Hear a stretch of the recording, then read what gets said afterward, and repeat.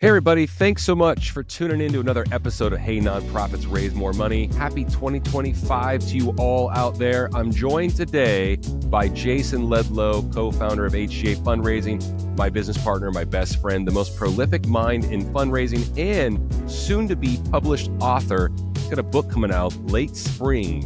It's been 8 years in the making. It's going to be a good one. So we tease a little bit about the book today and talk about one of the greatest attributes that you can possess as a fundraiser. We talk about the 4 major pillars of fundraising that Jason uncovers in the book. And I think you're really going to like this episode. Show us some support. We love and support you. And that's why we do what we do. Enjoy the episode, everybody. Thanks so much. Have a great day.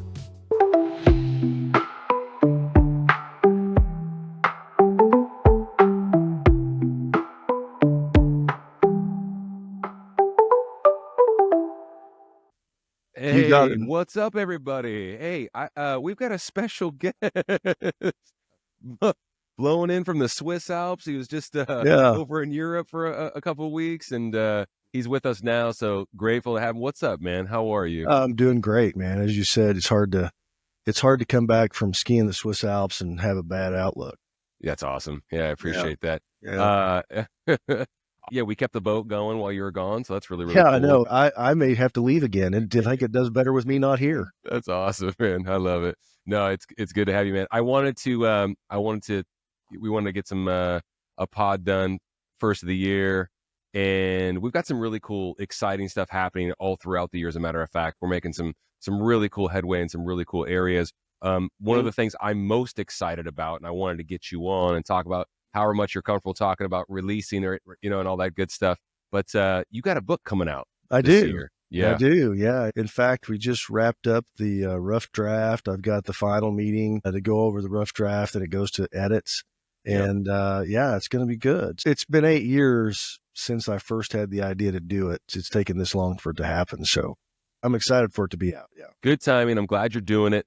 Probably late spring, something like that? Yeah, late spring. It'll be end of March, 1st of April, somewhere around there. What was the most recent thing that you uncovered in the book that you'd like to share with folks, just to get them thinking about, just so we can have a talk about it? Well, really, that there's 4 pillars to the things that we talk about all the time. And there's 4 things in fundraising that the book really hits on. Okay. And it's really an extension out of the coaching sessions that we do. And all this stuff started, my experience over 30 years ago around this. And about 8 years ago, I did an exercise called a mind meld, where you kind of go through all this stuff trying to figure out, and it was actually to write a book. And what I realized that somehow over the last 30 years, I'd figured out that I had all this information, this knowledge about fundraising. And I didn't really realize I had it, quite frankly. And it was about charitable fundraising and everything. But in writing the book, there are 4 things that continually come up over and over and over again. And the 4 pillars is kind of how I set it up. And they are, who are we and what do we do? How are we making a difference? Who do we know? And how can they help us? The title of the book is Better Nonprofit Fundraising. And, I don't know that this will happen, but I had this vision of saying better nonprofit, scratching out fundraising and writing underneath it relationships, because it really comes down to relationships. And that's really what the book's about. It's about how, number one, who do we know and how can they help us?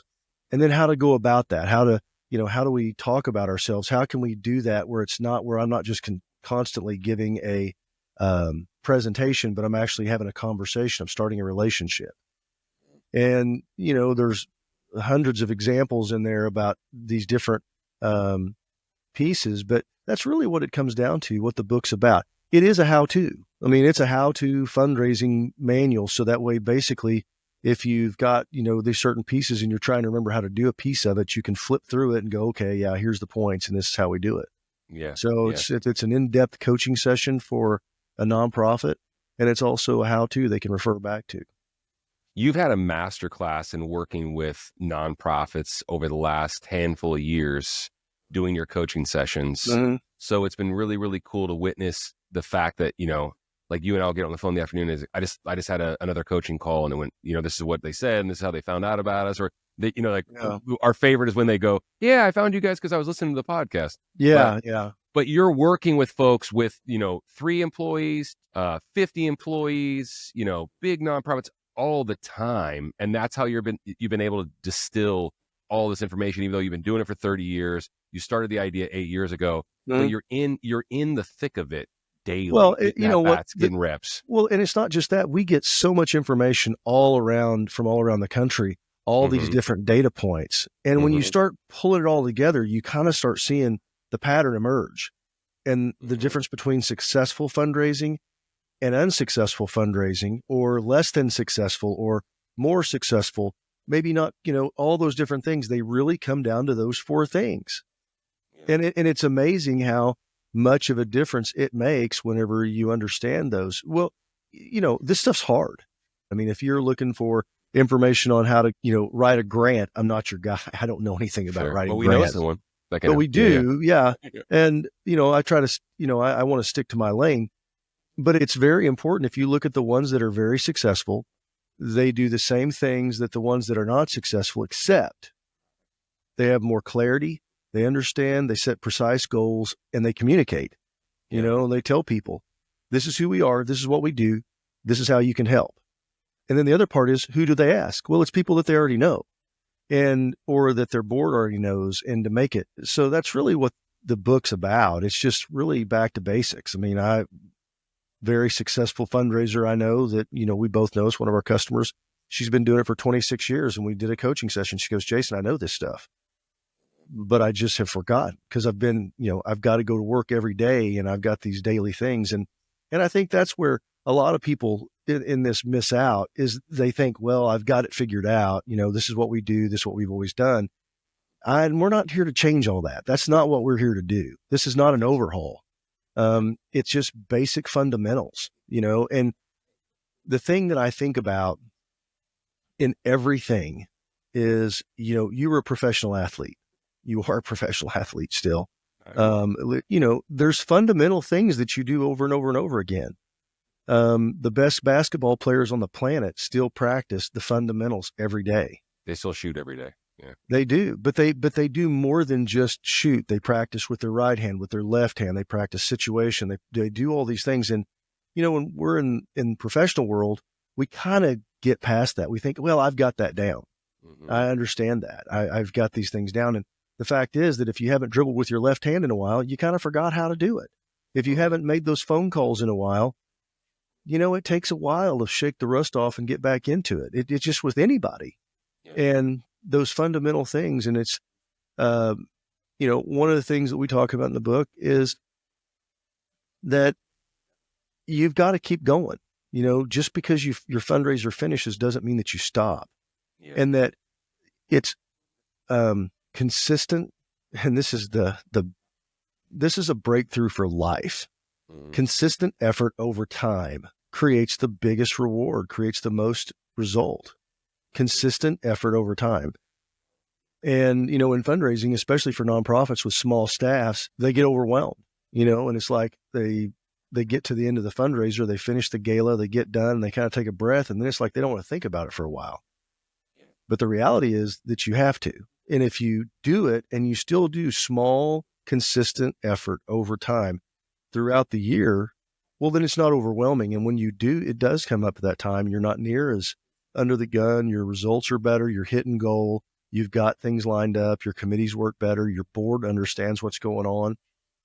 They're able to help. So just all those things. What's another? You said consistent effort over time. So I'm thinking about the person that you talk to, because you talk to so many folks in these coaching sessions. Once again, I remember the gal recently going, hey, I just started this gig. What do I do? And we go like, okay, talk to Jay.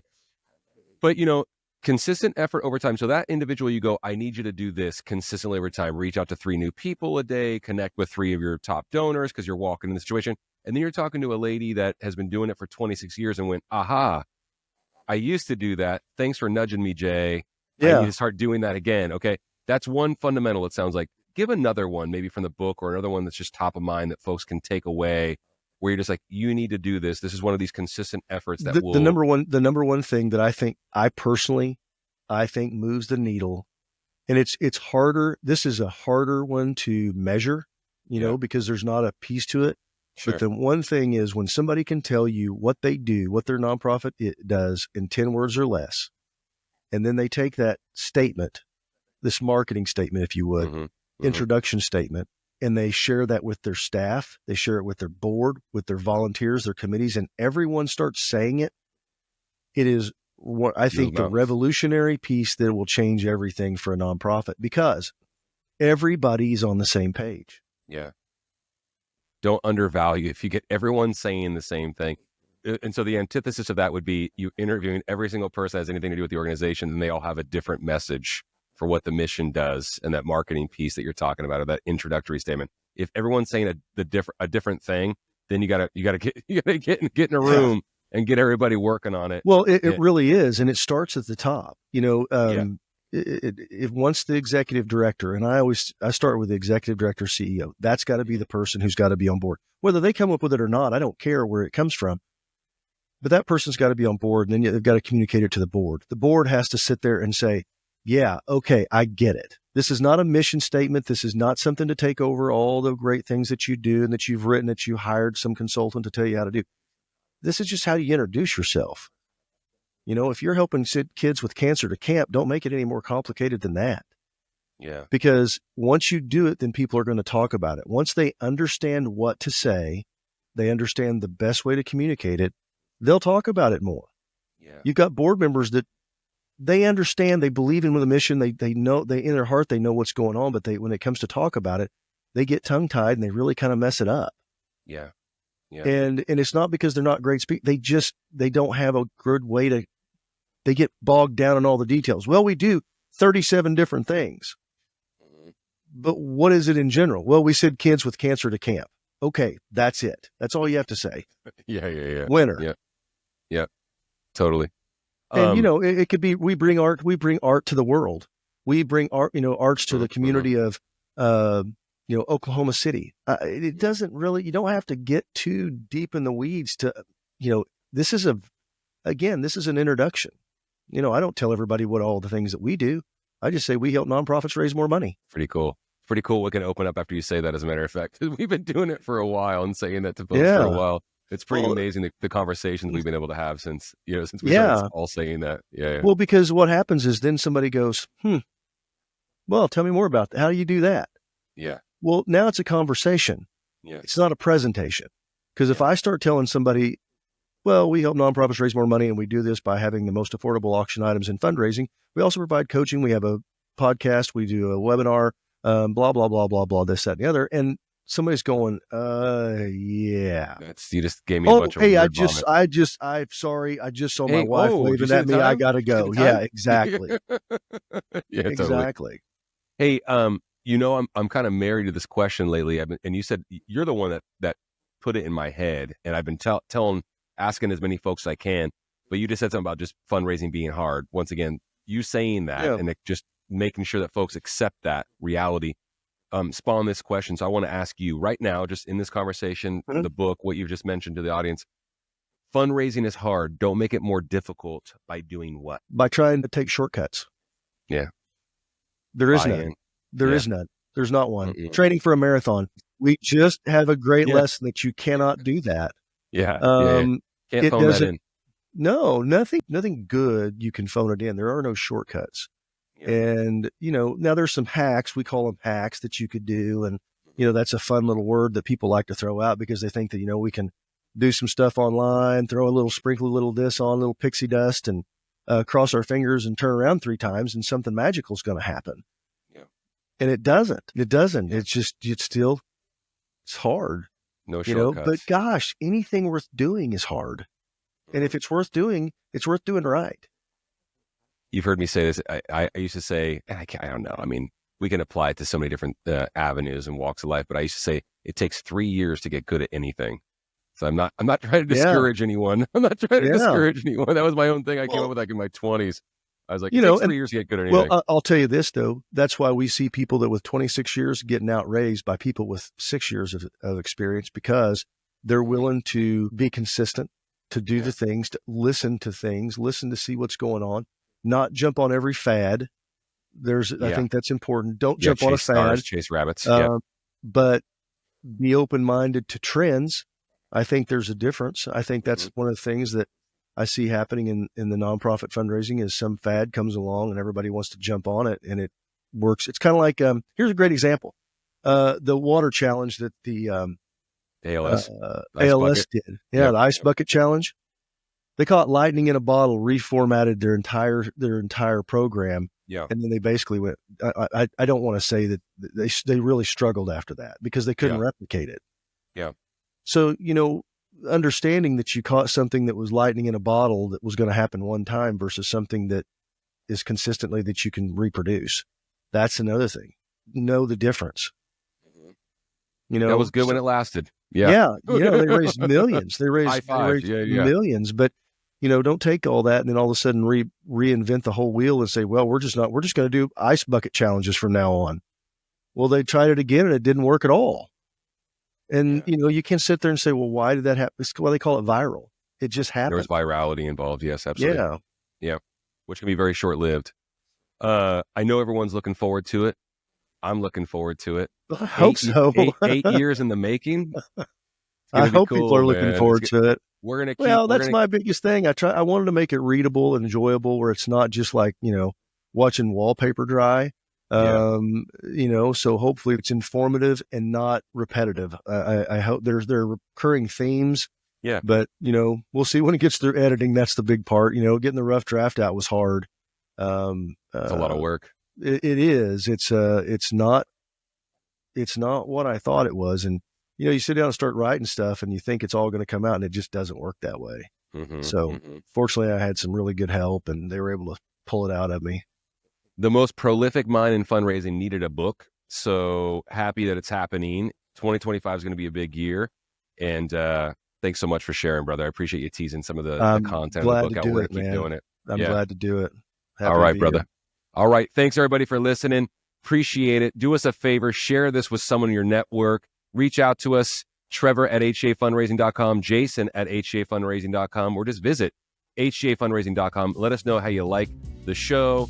Any feedback, coaching session, all the above. Take us up on that offer at any time. Thanks so much for listening. Have a great one. Right on. Hope you enjoyed the episode with Jason. Amazing. Always great to have him on. Can't wait for the book to come out. It's going to be awesome. If you would like to set up a free coaching call with Jason, just go ahead and click the link in the description in the show notes, or you can go to hcafundraising.com and click on resources and the free coaching button. Sign up for a free coaching session with Jason. If you've been in the space for a year, 25 years, it doesn't matter what you're planning. We've got answers for you. Be sure to reach out. There's no strings attached. His time is free. Set up a free coaching session. Go ahead and do it today.